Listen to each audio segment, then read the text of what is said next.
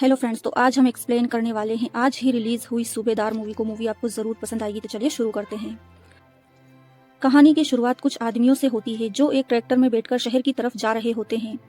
रास्ता सुनसान होता है और तभी अचानक उनके ट्रैक्टर का टायर पंचर हो जाता है। उसी समय वहाँ एक बंदूक लिए आदमी भी दिखाई देता है। वह आदमी कौन है और यहाँ क्या करने आया है, इसका खुलासा हमें आगे चलकर होता है। इसके बाद कहानी हमें फ्लैशबैक में ले जाती है। यहाँ हम दो छोटे बच्चों को देखते हैं जो स्कूल खत्म होने के बाद अपने घर लौट रहे होते हैं। रास्ते में उन्हें पास में ही एक नदी दिखाई देती है, तो दोनों खेलने कूदने के लिए नदी में नहाने चले जाते हैं। लेकिन थोड़ी देर बाद उनमें से एक बच्चा अचानक गायब हो जाता है। दूसरा लड़का घबराकर उसे ढूंढने की कोशिश करता है, लेकिन उसका कोई पता नहीं चलता। जल्द ही यह साफ हो जाता है कि वह बच्चा नदी में डूब गया है और उस बच्चे का नाम मन्नू था। मन्नू के घरवाले और गांव के लोग उसे ढूंढने की बहुत कोशिश करते हैं। फिर तीसरे दिन अचानक उसकी लाश नदी के किनारे मिलती है। अपने बेटे की लाश देखकर उसकी माँ का रो रो कर बुरा हाल हो जाता है। पूरा गांव इस हादसे से दुखी हो जाता है। यहीं हमें एक चौंकाने वाली बात भी पता चलती है। बताया जाता है कि यह सिर्फ मन्नू के साथ हुआ हादसा नहीं है। हर साल लगभग 17 बच्चे इसी नदी में डूबकर मर जाते हैं। असल में इस नदी से लगातार बालू रेत निकाली जाती है, जिसकी वजह से नदी की गहराई बढ़ती जाती है। जब बच्चे यहाँ नहाने आते हैं तो अचानक गहरे पानी में चले जाते हैं और फिर बाहर नहीं निकल पाते। नदी से बालू निकालने का यह काम इलाके के कुछ बाहुबली लोग के हाथ में है और इस पूरे काम को संभालने वाला आदमी है सॉफ्टी भाई। लेकिन अब जब फिर से एक बच्चे की मौत हो चुकी है तो सॉफ्टी भाई चाहता है कि यह मामला जल्दी से जल्दी शांत हो जाए और ज्यादा शोर शराबा ना हो। लेकिन मन्नू के घरवाले इस हादसे को यूं ही दबने नहीं देना चाहते। वे गांव वालों के साथ मिलकर इंसाफ की मांग करने लगते हैं। इसी बीच कहानी में हमें एक और किरदार से मिलवाया जाता है, जिसका नाम है प्रिंस। आज प्रिंस का जन्मदिन है और घर में जश्न जैसा माहौल है। दरअसल सॉफ्टी भाई उसी परिवार के लिए काम करता है और इन सब लोगों का असली नेतृत्व करती है बबली दीदी, जो प्रिंस की सगी बहन है। हालांकि फिलहाल बबली दीदी जेल में बंद है। इसी दौरान सॉफ्टी भाई वहां आता है और प्रिंस को बताता है कि खदान पर एक छोटा सा हादसा हो गया है, जिसकी वजह से लोग थोड़ा हंगामा कर रहे हैं। उधर इस हादसे की वजह से इलाके के लोग काफी गुस्से में थे और उन्होंने काम बंद करके हड़ताल शुरू कर दी। मन्नू के घरवाले भी चुप बैठने वालों में से नहीं थे। वे मीडिया वालों को बुलाकर पूरी सच्चाई बता रहे थे। वे कहते हैं कि नदी से लगातार बालू रेत की खुदाई की जा रही है, जिससे नदी दिन प्रतिदिन गहरी होती जा रही है। इसी वजह से यहाँ अक्सर ऐसे हादसे होते रहते हैं और कई बच्चों की जान जा चुकी है। वहीं लोग यह भी बताते हैं कि इस पूरे धंधे के पीछे बबली दीदी का नाम आता है, जो फिलहाल जेल में बंद है। कहा जाता है कि उसने पहले ही 3 लोगों का कत्ल किया था, जिसकी वजह से उन्हें जेल भेज दिया गया। कुछ ही देर बाद वहाँ प्रिंस पहुंच जाता है और उसके साथ सॉफ्टी भाई भी होता है। माहौल पहले से ही गर्म था, लेकिन प्रिंस बिना कुछ सोचे समझे सबके सामने मन्नू के मामा पर पिस्तौल तान देता है और गोली मार देता है। यह सब देखकर वहाँ मौजूद लोग दंग रह जाते हैं। मन्नू की माँ तो यह मंजर देखकर पूरी तरह टूट जाती है। प्रिंस का गुस्सा यहीं नहीं रुकता, वह मन्नू की माँ और उसकी बहन को भी मारने की कोशिश करता है। लेकिन ठीक उसी समय सॉफ्टी भाई बीच में आकर उसे रोक लेता है, वरना वहाँ और भी खून खराबा हो सकता था। इसके बाद मन्नू के मामा की लाश को दफना दिया जाता है और मामला वहीं दबाने की कोशिश की जाती है। कहानी आगे बढ़ती है और अब हमें सूबेदार अर्जुन मौर्य दिखाई देते हैं। अर्जुन एक रिटायर्ड फौजी हैं जो अब अपनी बेटी समा के साथ अपने पुराने शहर में वापस आ गया है। यह वही शहर है जहां कभी उसकी पत्नी भी रहती थी और जहां बबली दीदी का भी दबदबा रहा है। हमें यह भी पता चलता है कि अर्जुन की पत्नी का करीब 3 महीने पहले ही निधन हो चुका है। पत्नी के जाने के बाद अर्जुन की जिंदगी पूरी तरह बदल चुकी है। उसकी बेटी समा भी किसी वजह से अपने पिता से नाराज रहती है और दोनों के बीच ज्यादा बातचीत नहीं होती। हाल ही में अर्जुन ने एक लाल रंग की जीप खरीदी है। दरअसल यह उसकी पत्नी की आखिरी ख्वाहिश थी कि वह अपने पति को एक लाल रंग की जीप गिफ्ट करे। अर्जुन की पत्नी अचार का छोटा सा कारोबार चलाती थी और उसी बिजनेस से जो पैसे जमा हुए थे उन्हीं पैसों से यह जीप खरीदी गई। लेकिन पत्नी के जाने के बाद घर का माहौल बिल्कुल बदल गया। अर्जुन और समा एक ही घर में रहते हुए भी एक दूसरे से बहुत कम बात करते हैं। दोनों के बीच एक अजीब सी दूरी साफ दिखाई देती है। कुछ समय बाद अर्जुन एक बैंक पहुंचता है। दरअसल उसकी पत्नी का वहाँ एक अकाउंट था, जिसे वह बंद करवाकर उसमें जमा सारे पैसे निकालना चाहता था। जब अर्जुन बैंक में पहुंचता है तो वहाँ एक अधिकारी उसे बताता है कि पहले उसे एक फॉर्म भरना पड़ेगा। यह सुनकर अर्जुन थोड़ा नाराज हो जाता है और ऐसा फॉर्म पहले ही 3 बार भरकर दे चुका है, लेकिन अभी तक उसका काम नहीं हुआ। तब बैंक का अधिकारी बिल्कुल ठंडे अंदाज में कहता है कि यह सरकारी प्रक्रिया है और इसमें समय लगना आम बात है, इसलिए बेहतर होगा कि वह एक बार फिर से फॉर्म भरकर जमा कर दे। अर्जुन उस बैंक अधिकारी से कहता है कि अगर यही प्रक्रिया है तो ठीक है, वह दोबारा फॉर्म भर देगा, बस उसका काम हो जाना चाहिए। इसके बाद कहानी में हमें अर्जुन के पुराने दोस्त प्रभाकर से मिलवाया जाता है। चूंकि अर्जुन अब इसी शहर में रहने वाला था, इसीलिए उसे किसी न किसी काम की जरूरत भी थी। प्रभाकर उसी के लिए काम तलाश कर रहा था। प्रभाकर अर्जुन से कहता है कि एक रिटायर्ड फौजी के लिए शहर में सबसे सही काम या तो बॉडीगार्ड का होता है या सिक्योरिटी का। इसलिए वह अर्जुन को सीधे सॉफ्टी भाई के पास ले जाने का फैसला करता है। रास्ते में प्रभाकर अर्जुन को पहले ही सब कुछ समझा देता है। वह बताता है कि इस इलाके में जो नदी है वहाँ से जो बालू निकाली जाती है उसी का बहुत बड़ा धंधा चलता है। सॉफ्टी भाई के लोग वहीं बालू अलग अलग जगहों पर बेचते हैं। इसी काम से वे लोग दिन के लगभग 70 से 75 लाख रुपए कमा लेते हैं। प्रभाकर हंसते हुए कहता है कि इतना पैसा तो हम जैसे लोग सपने में भी नहीं सोच सकते। लेकिन साथ ही वह अर्जुन को एक जरूरी बात भी समझाता है। वह कहता है कि अगर इन लोगों के साथ काम करना है तो एक ही नियम है, दिमाग हमेशा ठंडा रखना पड़ेगा और ज्यादा सवाल नहीं करने पड़ेंगे। थोड़ी देर बाद प्रभाकर अर्जुन को लेकर सॉफ्टी भाई से मिलवाता है। सॉफ्टी भाई अर्जुन को देखते हुए कहते हैं कि इससे पहले भी कई सूबेदार और मेजर यहाँ नौकरी के लिए आए थे, लेकिन कोई भी ज्यादा दिन तक टिक नहीं पाया।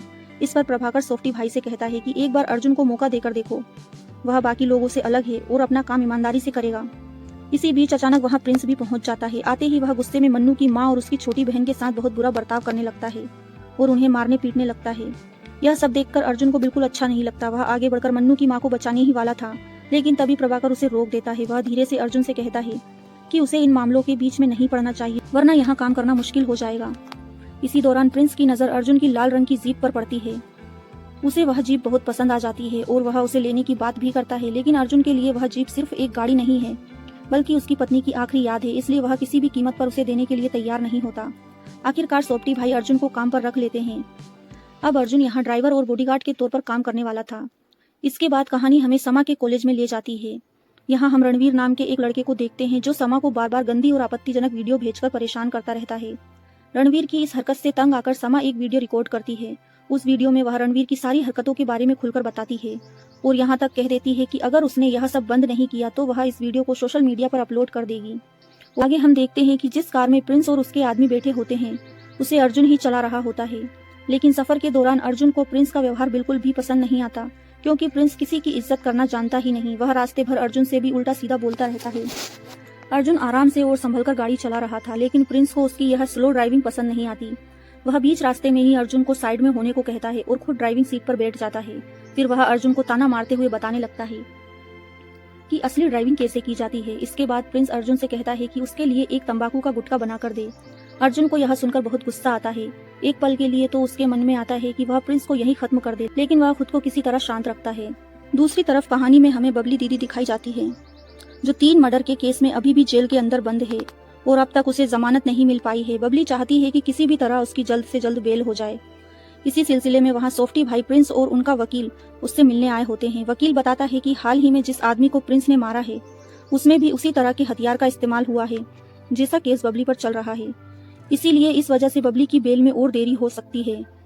उधर दूसरी तरफ अर्जुन अपनी बेटी समा के साथ रिश्ता ठीक करना चाहता है। वह कोशिश करता है कि समा उससे ठीक तरह से बात करे, लेकिन समा अभी भी उससे काफी नाराज रहती है और उससे ढंग से बात नहीं करती। कुछ समय बाद अर्जुन फिर से बैंक पहुंचता है। वह अपनी जीप बाहर सड़क किनारे खड़ी कर देता है। तभी वहां प्रिंस और उसके आदमी भी पहुंच जाते हैं। वे अर्जुन से कहते हैं कि जहां उसने जीप खड़ी की है वहां आमतौर पर उनकी गाड़ी खड़ी होती है, इसलिए वह तुरंत अपनी जीप हटा ले, लेकिन अर्जुन साफ मना कर देता है। वह कहता है कि उसने पहले गाड़ी पार्क की है और यह सरकारी सड़क है, किसी की निजी जगह नहीं, इसलिए वह अपनी जीप यहाँ से नहीं हटाएगा। यह कहकर अर्जुन बैंक के अंदर चला जाता है। अंदर जाते समय भी उसे यह एहसास हो रहा होता है कि बाहर उसकी जीप के साथ शायद कुछ गड़बड़ की जा रही होगी। बैंक के अंदर जाकर वह उसी अधिकारी से मिलता है और एक बार फिर अकाउंट बंद करवाने की बात करता है, लेकिन वह अधिकारी हमेशा की तरह चिड़चिड़े स्वभाव का होता है। बात करते करते अचानक उसके हाथ से चाय अर्जुन के फॉर्म पर गिर जाती है। अब वह अधिकारी फिर से अर्जुन से कहता है कि उसे नया फॉर्म भरकर जमा करना पड़ेगा और हर बार की तरह इस बार भी वह अर्जुन से कह देता है कि बाकी काम के लिए वह कल आकर मिले। अब अर्जुन के अंदर गुस्सा धीरे धीरे बढ़ने लगता है, लेकिन वह खुद को संभालते हुए वहां से बाहर निकल जाता है। जब वह बैंक के बाहर अपनी लाल जीप के पास पहुंचता है तो देखकर हैरान रह जाता है। उसकी जीप के साथ बुरी तरह तोड़फोड़ की गई होती है और हद तो तब हो जाती है जब वह देखता है कि उसकी सीट पर किसी ने पेशाब कर दिया है। अर्जुन तुरंत समझ जाता है कि यह सब प्रिंस की ही करतूत है। वहीं पास में प्रिंस के कुछ लड़के खड़े होते हैं। उनमें से एक अर्जुन से उलझने लगता है और बातों बातों में मामला झगड़े तक पहुंच जाता है। इसके बाद वहां जोरदार लड़ाई शुरू हो जाती है। अर्जुन अपने फौजी अंदाज में एक एक करके उन सभी को बुरी तरह पीटने लगता है। जब यह खबर प्रिंस तक पहुंचती है तो वह भी गुस्से में वहां पहुंच जाता है। उसके हाथ में कट्टा होता है और वह अर्जुन को डराने की कोशिश करता है, लेकिन अर्जुन बिल्कुल नहीं घबराता। वह फुर्ती से प्रिंस के हाथ से कट्टा छीन लेता है और उसे भी बेरहमी से पीटना शुरू कर देता है। फिर अर्जुन प्रिंस को घसीटते हुए अपनी जीप के पास ले आता है और उससे कहता है कि अब वही इस जीप को साफ करेगा। इसके बाद प्रिंस के कपड़े उतरवाए जाते हैं और उससे जीप की सफाई करवाई जाती है। इस पूरे घटनाक्रम को वहां मौजूद कई लोग अपने मोबाइल में रिकॉर्ड भी कर लेते हैं। अपमानित होकर प्रिंस गुस्से में अर्जुन से कहता है कि उसने बहुत बड़ी गलती कर दी और इसका बदला जरूर लिया जाएगा। तब अर्जुन शांत लेकिन सख्त लहजे में उसे अपना पता बताता है और कहता है कि अगर उसे पता याद न रहे तो उसके इलाके में जाकर बस इतना कह दे, मुझे सूबेदार मुच्छड़ के घर जाना है, लोग खुद उसे उसके घर तक छोड़ आएंगे। इसके बाद कहानी कॉलेज की तरफ मुड़ती है। यहाँ रणवीर एक बोतल लेकर आता है जिसमें उसने एसिड की जगह पानी भर रखा होता है। समा उसे वीडियो अपलोड करने की धमकी दे रही थी, इसलिए वह उसे डराने आता है। रणवीर समा के चेहरे पर पानी फेंक देता है और धमकी देते हुए कहता है कि अगली बार यह पानी नहीं बल्कि एसिड भी हो सकता है, इसलिए वह वीडियो अपलोड करने की गलती ना करे। लेकिन समा इतनी आसानी से डरने वाली नहीं थी। इसी बीच थोड़ी देर बाद वहाँ समा का बॉयफ्रेंड राजन भी पहुंच जाता है और रणवीर से झगड़ने लगता है, लेकिन समा उसे रोक देती है और कहती है कि यह उसकी अपनी लड़ाई है, इसलिए वह बीच में ना पड़े। दूसरी तरफ सोफ्टी भाई प्रिंस से मिलने आते हैं। प्रिंस उन्हें पूरी घटना बताता है कि अर्जुन ने उनके साथ क्या क्या किया। गुस्से में वह कहता है कि वह अर्जुन को जिंदा नहीं छोड़ेगा, लेकिन सोफ्टी भाई उसे समझाते हुए कहता है अगर उन्होंने अभी कुछ किया तो बबली दीदी की बेल होने की प्लानिंग में देरी हो सकती है। इसी दौरान प्रिंस की नजर एक बूढ़े अंकल पर पड़ती है जो उसे देखकर हल्के हल्के मुस्कुरा रहे होते हैं। प्रिंस को यह बिल्कुल भी पसंद नहीं आता। वह गुस्से में उनके पास जाता है और बिना किसी वजह के उन्हें बेरहमी से पीट देता है। उधर सूबेदार अर्जुन अपने घर वापस पहुंच चुका होता है। घर आकर उसे पता चलता है कि प्रिंस की जो पिस्तौल थी वह गलती से उसके पास ही रह गई थी। यह कोई साधारण पिस्तौल नहीं बल्कि चांदी की बनी खास गन होती है। इसके बाद अर्जुन पूरी बात अपने दोस्त प्रभाकर को बताता है। प्रभाकर अर्जुन को चेतावनी देते हुए कहता है कि जिन लोगों से वह भिड़कर आया है वे बेहद खतरनाक किस्म के लोग हैं। उनसे दुश्मनी लेना आसान नहीं है, इसलिए उसे अब बहुत संभल कर रहना होगा।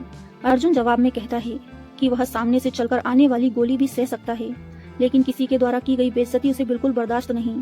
प्रभाकर फिर समझाते हुए कहता है कि ये लोग ऐसे हैं जो पल भर में किसी की भी जिंदगी बदल सकते हैं, इसलिए अर्जुन को हर कदम सोच समझ कर रखना पड़ेगा। इसी बातचीत के दौरान अर्जुन अपने दिल की बात भी बताता है। वह कहता है कि उसने अपनी जिंदगी के 25 साल देश की सेवा में आर्मी को दे दिए, लेकिन उसी वजह से वह अपनी फैमिली को ज्यादा समय नहीं दे पाया। अर्जुन को अपनी पत्नी की भी बहुत याद आती है। उसकी पत्नी हमेशा उसे बहुत चाहती थी और हर वक्त उसके लौटने का इंतजार करती थी, लेकिन उस समय अर्जुन के पास उसके लिए समय नहीं था। आज वक्त तो है, लेकिन अफसोस कि उसकी पत्नी अब उसके साथ नहीं है। दूसरी तरफ प्रिंस अपनी बेइज्जती को भूल नहीं पा रहा था। उस दिन जो उसके साथ हुआ उसने उसके अहंकार को गहरी चोट पहुंचाई थी, इसलिए उसने मन ही मन ठान लिया कि वह किसी भी कीमत पर इसका बदला लेकर रहेगा। रात का समय होता है। अचानक अर्जुन के घर के बाहर कुछ हलचल सुनाई देती है। आवाज सुनकर अर्जुन बाहर निकलता है और देखता है कि 2-3 लड़के बाइक पर खड़े हैं। ये लोग रणवीर और उसके साथी होते हैं जो समा को डराने और परेशान करने के इरादे से वहां आए थे। अर्जुन को तुरंत समझ आ जाता है कि मामला क्या है। सबसे पहले वह यह देखने जाता है कि समा सुरक्षित है या नहीं। वह कमरे में जाकर देखता है कि समा आराम से सो रही है। इसके बाद अर्जुन चुपचाप घर के अंदर बैठ जाता है और इंतजार करने लगता है कि वे लोग घर में घुसने की कोशिश करें, लेकिन पूरी रात बीत जाती है और वे लोग अंदर नहीं आते। जैसे ही समा दरवाजा खोलती है, अचानक बाहर से कोई उसके चेहरे पर एक बोतल दे मारता है। इस बार जो हमला हुआ था उसमें रणवीर के लोग नहीं बल्कि प्रिंस के गुंडे शामिल थे। वहीं दूसरी तरफ समा भी गुस्से से भरी हुई थी। उसने तय कर लिया था कि रणवीर को उसकी हरकतों का जवाब जरूर मिलेगा। इसी इरादे से वह सीधे रणवीर के घर पहुंच जाती है। वहां जाकर वह उसके परिवार वालों से मिलती है और साफ साफ कहती है कि उनका बेटा किस तरह की घटिया हरकतें कर रहा है, यह उन्हें बहुत जल्द पता चलने वाला है। समा बताती है कि उसके पास एक वीडियो है और ठीक 1 घंटे बाद उसे इंटरनेट पर अपलोड कर देगी। यह सुनकर रणवीर के होश उड़ जाते हैं। वह घबरा जाता है और समा से हाथ जोड़कर विनती करने लगता है कि वह ऐसा कुछ भी ना करे, लेकिन समा इस बार बिल्कुल भी पीछे हटने के मूड में नहीं थी। उधर प्रिंस और सोफ्टी भाई जेल में बंद बबली दीदी से मिलने पहुंचते हैं। वहां बातचीत के दौरान बबली दीदी को पता चलता है कि उनकी पुश्तैनी गन अब उनके पास नहीं रही। यह सुनते ही वह गुस्से से आग बबूला हो जाती है। वह प्रिंस को बताती है कि वह चांदी की गन उनके पिताजी ने खास तौर पर बनवाई थी और वही उनके परिवार की आखिरी निशानी है, इसलिए वह गन किसी भी हालत में उन्हें वापस चाहिए। साथ ही बबली दीदी प्रिंस को जमकर फटकार भी लगाती है। वह कहती है कि जिस तरह से एक सूबेदार ने सबके सामने उसकी बेइज्जती कर दी, उसके बाद तो उसे शर्म से कहीं डूब मरना चाहिए था। इधर अर्जुन और प्रभाकर भी चुप बैठने वाले नहीं थे। दोनों सीधे पुलिस स्टेशन पहुंचते हैं और प्रिंस तथा सोफ्टी भाई के खिलाफ एफआईआर दर्ज करवाने की कोशिश करते हैं, लेकिन वहां के पुलिसकर्मी उनकी बात सुनकर टालमटोल करने लगते हैं। वह कहते हैं कि यहाँ ऐसे मामले अक्सर होते रहते हैं और बेहतर होगा कि वे इस झगड़े को आपस में ही सुलझा लें। अगर मामला आगे बढ़ा तो हालात और ज्यादा बिगड़ सकते हैं। पुलिस वालों की यह बात सुनकर प्रभाकर अर्जुन से कहता है कि उसने पहले ही उसे समझाया था, इन लोगों के खिलाफ पुलिस भी कुछ खास नहीं कर सकती, क्योंकि बबली दीदी और सोफ्टी भाई इलाके के बहुत बड़े और ताकतवर लोग हैं। उनके खिलाफ कोई आसानी से कार्रवाई नहीं करता। यह सुनकर अर्जुन ज्यादा बहस नहीं करता और वहां से बाहर निकल जाता है। बाहर आकर वह अपनी जीप की तरफ बढ़ता है, लेकिन वहां पहुंचकर वह देखता है कि उसकी जीप को चारों तरफ से दूसरी गाड़ियों ने घेर रखा है। आगे पीछे और दोनों तरफ गाड़ियां खड़ी थी, जिससे उसकी जीप बिल्कुल फंस गई थी और वह कहीं भी नहीं जा सकती थी। अर्जुन अभी यह सब देख ही रहा होता है कि थोड़ी ही देर में वहां प्रिंस भी पहुंच जाता है। दरअसल उसे खबर मिल चुकी थी कि सूबेदार अर्जुन उसके खिलाफ पुलिस में शिकायत करने आया था, इसलिए वह खुद वहां पहुंच गया था। अब माहौल धीरे धीरे और ज्यादा तनावपूर्ण हो जाता है। थोड़ी ही देर में प्रिंस वहां पहुंचता है और सीधे अर्जुन से अपनी चांदी वाली गन वापस मांगने लगता है। लेकिन अर्जुन शांत रहते हुए कहता है कि उसे नहीं पता वह गन कहाँ है। यह सुनते ही प्रिंस का गुस्सा भड़क जाता है। वह अपने लोगों के साथ मिलकर अर्जुन की जीप पर टूट पड़ता है और उसे बुरी तरह तोड़ फोड़ कर देता है। अर्जुन यह सब देखता तो है, लेकिन उस समय वह कुछ नहीं करता, क्योंकि यह सब पुलिस स्टेशन के ठीक सामने हो रहा था। वह बेवजह मामला और बड़ा नहीं करना चाहता था, लेकिन जैसे ही प्रिंस और उसके आदमी वहां से निकलते हैं, अर्जुन चुपचाप उनका पीछा करने लगता है। कुछ ही देर बाद उसे मौका मिल जाता है। वहां प्रिंस के साथ रहने वाला मुन्ना भैया अकेला पड़ जाता है और अर्जुन उसे पकड़ लेता है। फिर वह उसे इतनी बेरहमी से पीटता है कि उसकी हालत खराब हो जाती है। यह वही पेट्रोल पंप था जहां पहले अर्जुन ने हमला किया था। उसी जगह वह बैंक का एक अधिकारी भी खड़ा था, जिसने पहले अर्जुन से कहा था कि वह कल आकर उससे मिले। अर्जुन उस अधिकारी के पास जाता है, उसकी कार की चाबी निकाल लेता है और उसकी गाड़ी पर चाबी से एक लंबा सा स्क्रैच बना देता है। जब वह अधिकारी अपनी चाबी वापस मांगता है तो अर्जुन शांत लहजे में बस इतना कहता है, कल आना। दूसरी तरफ समा ने वह वीडियो कॉलेज के प्रिंसिपल को दिखा दिया था। वीडियो देखकर प्रिंसिपल को भी रणवीर की हरकतों का सच पता चल जाता है। वह रणवीर को अपने ऑफिस में बुलाकर खूब डांटते हैं और उसे अपने माता पिता को कॉलेज में बुलाने के लिए भी कहते हैं। हालांकि प्रिंसिपल यह भी समझाते हैं कि अगर यह वीडियो बाहर फैल गया तो कॉलेज की बदनामी हो सकती है, इसलिए बेहतर होगा कि समा इसे डिलीट कर दे। लेकिन समा साफ मना कर देती है। वह कहती है कि वह इस वीडियो को बिल्कुल भी डिलीट नहीं करेगी। इसी दौरान समा का बॉयफ्रेंड राजन भी उसे समझाने की कोशिश करता है, लेकिन समा उसकी भी बात नहीं मानती। राजन उसे रोकने के लिए उसका हाथ पकड़ लेता है। दूर खड़ा अर्जुन यह सब देख रहा होता है। उसे लगता है कि शायद यही वह लड़का है जो समा को परेशान कर रहा है। गुस्से में अर्जुन तुरंत वहां पहुंचता है और बिना कुछ सुने ही राजन पर टूट पड़ता है। वह राजन को इतनी जोर से मारता है कि उसके सिर पर गंभीर चोट लग जाती है और वह बुरी तरह घायल हो जाता है। जब समा को पता चलता है कि उसके पापा ने राजन को इतनी बुरी तरह पीटा है और पुलिस भी अर्जुन को अपने साथ ले गई है, तो वह तुरंत पुलिस स्टेशन पहुंचती है। वहां जाकर वह देखती है कि प्रभाकर अंकल भी मौजूद है। समा गुस्से में अपने पापा से कहती है कि क्या उन्हें अंदाजा भी है कि उन्होंने क्या कर दिया है। वह बताती है कि राजन उसका बहुत अच्छा दोस्त है और हमेशा मुश्किल वक्त में उसके साथ खड़ा रहता है, लेकिन आज अर्जुन ने उसे बुरी तरह घायल कर दिया और उसके सिर पर गहरी चोट आई है। अर्जुन समा की बात सुनकर कुछ नहीं कहता, वह बस प्रभाकर से कहता है कि वह समा को घर लेकर चला जाए। उधर दूसरी तरफ प्रिंस अपने आदमियों के साथ अर्जुन के घर पहुंच चुका था। उनका मकसद साफ था, किसी भी तरह उस चांदी वाली गन को ढूंढना। इसी वजह से उन्होंने पूरे घर की तलाशी लेना शुरू कर दिया। अलमारियां, दराज, कमरे, कुछ भी उन्होंने नहीं छोड़ा। ढूंढते ढूंढते उन्होंने पूरे घर का सामान बिखेर दिया और घर को पूरी तरह से तहस नहस कर दिया। इतनी तोड़फोड़ करने के बाद भी उन्हें वह गन नहीं मिली। आखिरकार गुस्से में वे लोग वहां से निकल गए। अगली सुबह खबर मिलती है कि राजन के परिवार वालों ने अर्जुन के खिलाफ कोई एफआईआर दर्ज नहीं कराई। इसी कारण पुलिस अर्जुन को छोड़ देती है। लेकिन पुलिस स्टेशन से निकलते ही अर्जुन सीधे घर नहीं जाता। वह सबसे पहले हॉस्पिटल पहुंचता है जहां राजन भर्ती था। राजन के सिर पर चोट लगी थी और उसका इलाज चल रहा था। अर्जुन उससे मिलने जाता है। राजन हल्की मुस्कान के साथ उससे कहता है कि समा हमेशा कहती थी कि उसके पापा का स्वभाव थोड़ा गुस्से वाला है, लेकिन वह इतना ज्यादा गुस्से में आ सकते हैं उसने कभी सोचा नहीं था। राजन की बात सुनकर अर्जुन को अपनी गलती का एहसास होने लगता है। इसके बाद जब अर्जुन अपने घर पहुंचता है तो वहां का नजारा देखकर उसकी आंखें भर जाती है। घर का हर कोना बिखरा हुआ था, सामान टूटकर इधर उधर पड़ा था। यह वही घर था जिसे उसकी पत्नी ने बड़े प्यार से सजाया था। हर चीज में उसकी मेहनत और यादें बसी हुई थी, लेकिन आज उन गुंडों ने सब कुछ बर्बाद कर दिया। अर्जुन को अच्छी तरह से समझ आ गया था कि यह काम प्रिंस और उसके आदमियों का ही है। इसी बीच उसकी मुलाकात समा से होती है। समा बेहद नाराज थी। वह अपने पापा से कहती है कि उन्होंने जो कुछ भी किया वह बिल्कुल गलत था। समा की नाराजगी यहीं खत्म नहीं होती, वह पुरानी बातों को भी याद दिलाती है। वह कहती है कि जिस दिन उसकी माँ का एक्सीडेंट हुआ था उस दिन उसने अर्जुन को कई बार फोन किया था। उस समय उसकी माँ की हालत बहुत खराब थी, वह खून से लथपथ थी और समा खुद उसे स्ट्रेचर पर लेकर गई थी। वह कहती है कि उसने उस दिन बार बार कॉल किया, लेकिन अर्जुन ने एक भी कॉल नहीं उठाया। शायद उस वक्त उसके लिए ना माँ जरूरी थी और ना ही वह खुद। इतना कहकर समा की आंखों से आंसू आ जाते हैं। फिर वह कहती है कि अब वह इस घर में नहीं रह सकती और वह हॉस्टल में जाकर रहेगी। यह कहकर वह वहां से चली जाती है। समा के जाने के बाद अर्जुन घर में अकेला बैठा रहता है और काफी देर तक सोचता रहता है। आखिरकार वह फैसला करता है कि इस झगड़े को अब खत्म कर देना ही बेहतर होगा। इसी सोच के साथ वह प्रभाकर के पास जाता है और कि वह प्रिंस और सोफ्टी भाई से मिलकर इस मामले को आपसी समझौते से खत्म करना चाहता है। कुछ देर बाद प्रभाकर और अर्जुन दोनों उस जगह पर पहुंचते हैं जहां प्रिंस और उसके लोग मौजूद थे, लेकिन वहां पहुंचने के बाद भी प्रिंस का रवैया बिल्कुल नहीं बदला था। वह अब भी अर्जुन से ठीक तरह से बात नहीं कर रहा था। इतना ही नहीं, उस समय वीडियो कॉल पर बबली दीदी भी जुड़ी हुई थी और वह पूरी बातचीत सुन रही थी। वीडियो कॉल पर मौजूद बबली दीदी भी चाहती थी कि यह पूरा मामला यहीं खत्म हो जाए। उनका कहना था कि अगर अर्जुन के पास जो चांदी की पुश्तैनी गन है वह वापस कर दी जाए तो झगड़ा यहीं खत्म किया जा सकता है। लेकिन अर्जुन बार बार यही कहता है कि उसके पास वह गन है ही नहीं। जब गन मिलने की कोई उम्मीद नहीं रहती तब प्रिंस और बबली दीदी एक और शर्त रखते हैं। वे कहते हैं कि अगर अर्जुन गन नहीं दे सकता तो कम से कम सबके सामने माफी ही मांग ले ताकि मामला शांत हो जाए। अर्जुन यह सुनकर साफ मना कर देता है। वह कहता है कि जब गलती उसकी थी ही नहीं तो वह माफी क्यों मांगे। उल्टा वह प्रिंस को याद दिलाता है कि झगड़े की शुरुआत उसी ने की थी, इसलिए गलती भी उसी की है। अर्जुन की यह बात सुनकर प्रिंस और ज्यादा भड़क जाता है। वह घमंड में आकर कहता है कि अगर अर्जुन माफी नहीं मांगेगा तो वह उसके मुंह पर पेशाब कर देगा। यह बात सुनते ही सूबेदार अर्जुन का धैर्य टूट जाता है। अगले ही पल वह प्रिंस और उसके आदमियों पर टूट पड़ता है। वह एक एक करके सबको बुरी तरह पीटता है और उनकी बंदूक भी छीन लेता है। कुछ ही देर में वहां मौजूद सभी गुंडे उसके सामने बेबस होकर खड़े रह जाते हैं। इसके बाद अर्जुन और प्रभाकर वहां से निकलने लगते हैं, लेकिन जैसे ही वे मुड़ते हैं पीछे से वही लोग फिर से उन पर हमला कर देते हैं। इस बार अर्जुन बिल्कुल भी नहीं रुकता। वह एक एक करके सबको ऐसा सबक सिखाता है कि कोई भी उसके सामने टिक नहीं पाता। उसी जगह पर अर्जुन को पता चलता है कि मन्नू की माँ और उसकी बहन को भी कैद करके रखा गया था। अर्जुन उन्हें वहां से आजाद कराता है और अपने साथ सुरक्षित जगह पर ले जाता है। मन्नू की माँ डरते हुए कहती है कि वे लोग आखिर कब तक उनकी रक्षा कर पाएंगे, क्योंकि ऐसे लोग किसी न किसी दिन फिर उनके पास पहुंच ही जाएंगे।